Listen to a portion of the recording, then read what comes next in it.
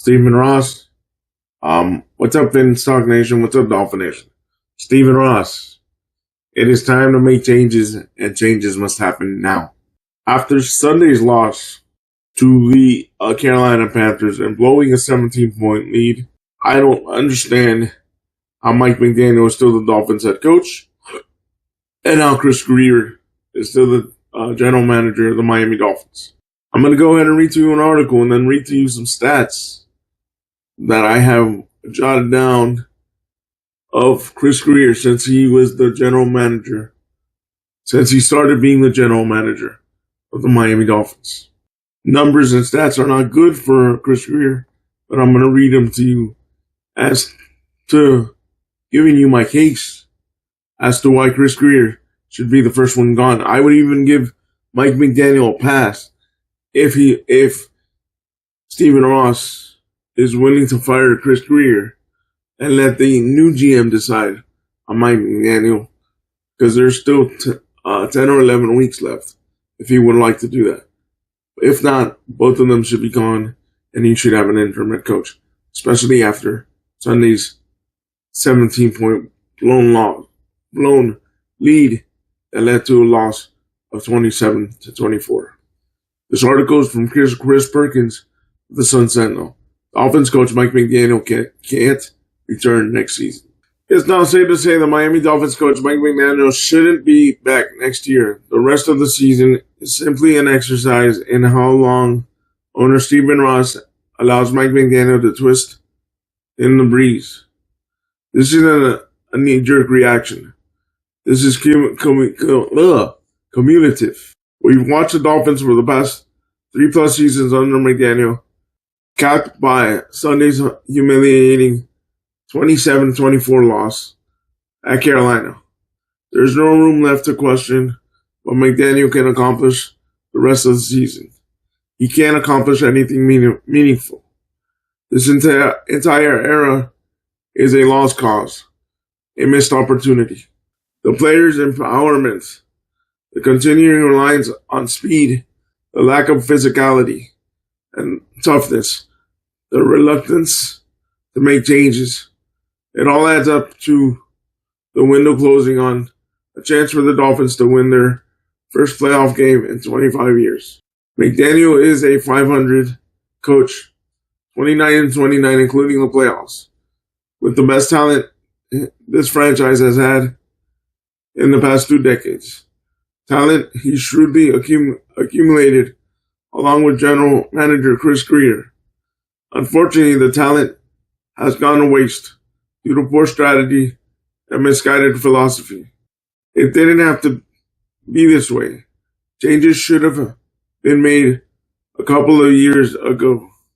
I've probably written 10 columns over the past 2+ years wondering whether McDaniel can coach, questioning his strategy and asking why changes aren't being made.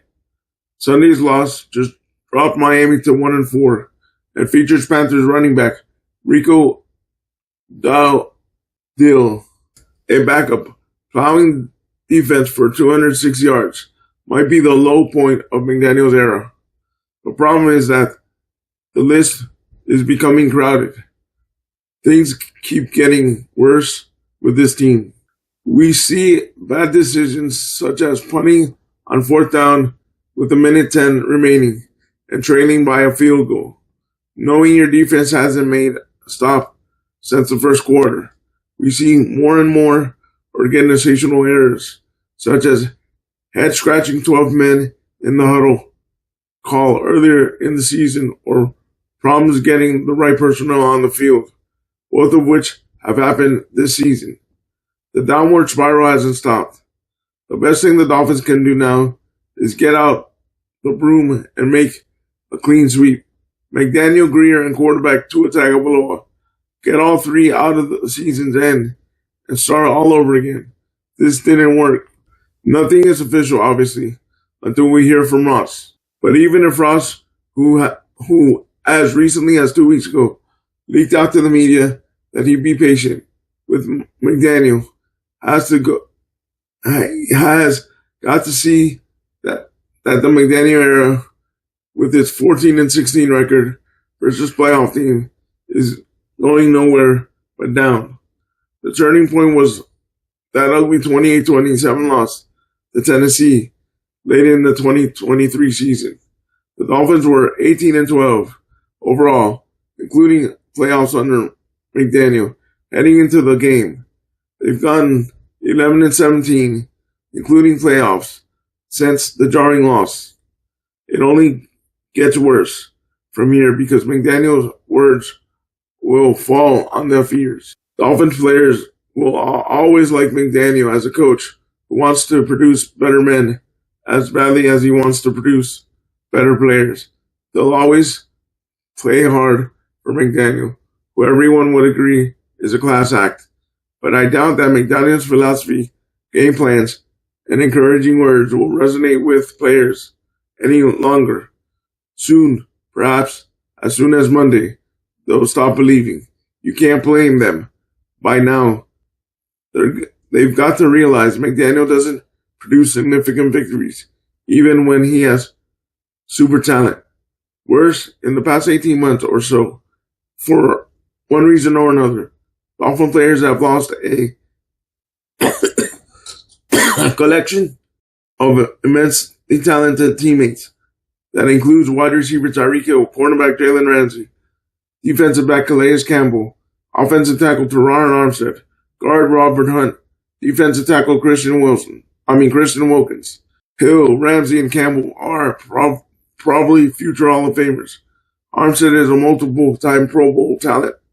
If McDaniel couldn't make it work with those guys, how the heck can he be expected to make it work without them? The shame is that it didn't have to turn out this way. This is an organizational failure on a grand scale. The organization failed McDaniel in the same way it failed Tua. McDaniel had the opportunity to make changes to make the team more physical, to develop a more varied offense.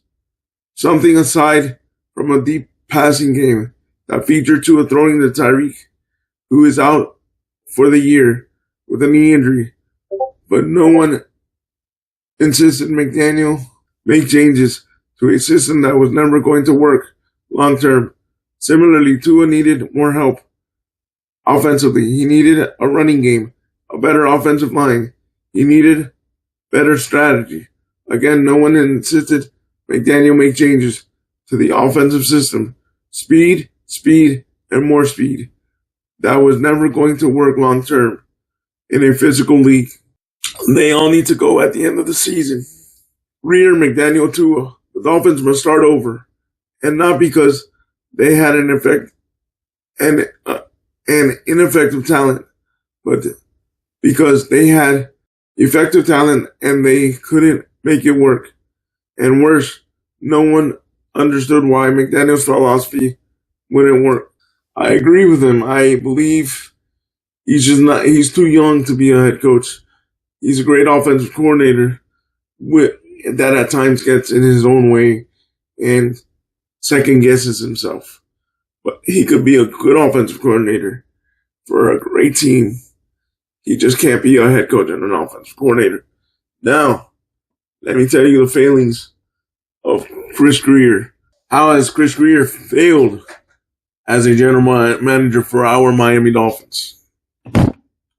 Well, here's a list of his failures. First round pick, Lerman Tunsil, became a Pro Bowler caliber tackle, but got traded to the Houston Texans. He was 13th overall pick in 2016. Xavier Howard, very successful all-pro level, but never got to play with a full team. Minka Fitzpatrick, also a Pro Bowler, though traded away later, and now came back. He was a first-round 2017 pick. He's now back with the Dolphins in 2025, but the defense is garbage. In 2020, Tua Tagovailoa was a 5th overall pick. Highest drafted QB in Miami since Bob Greasy. Mixed results of injury and inconsistency. Again, Tua should never have been drafted at number 5. Especially knowing his injury history coming out of college.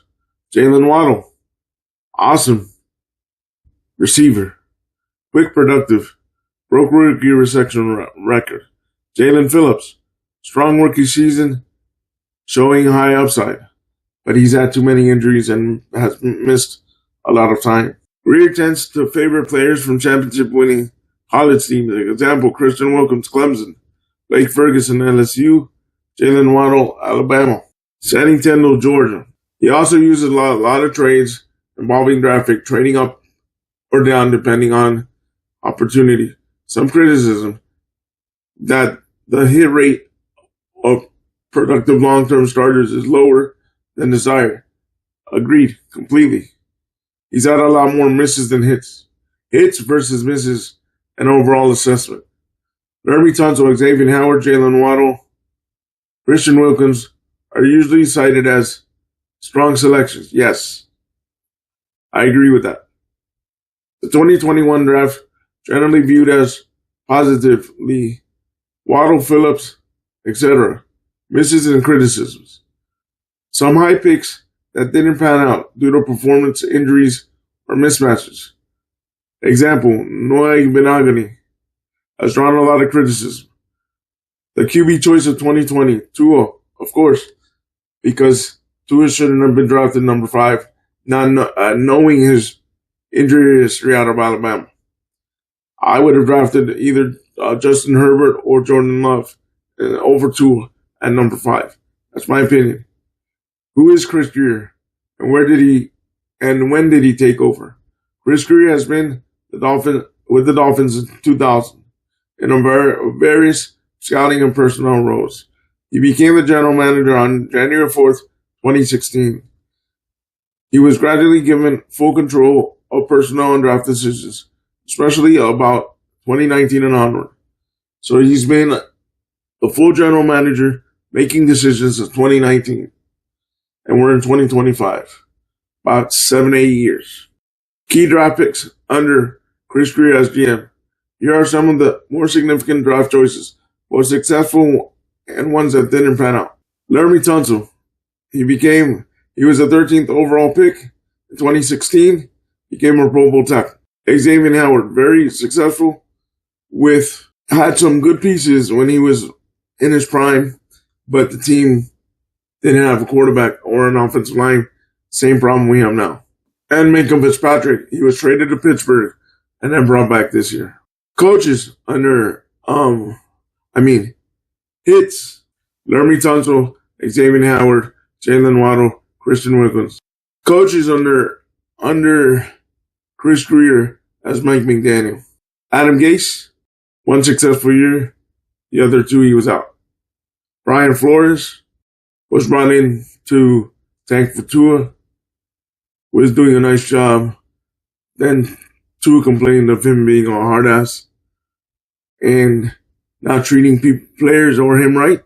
He's gone.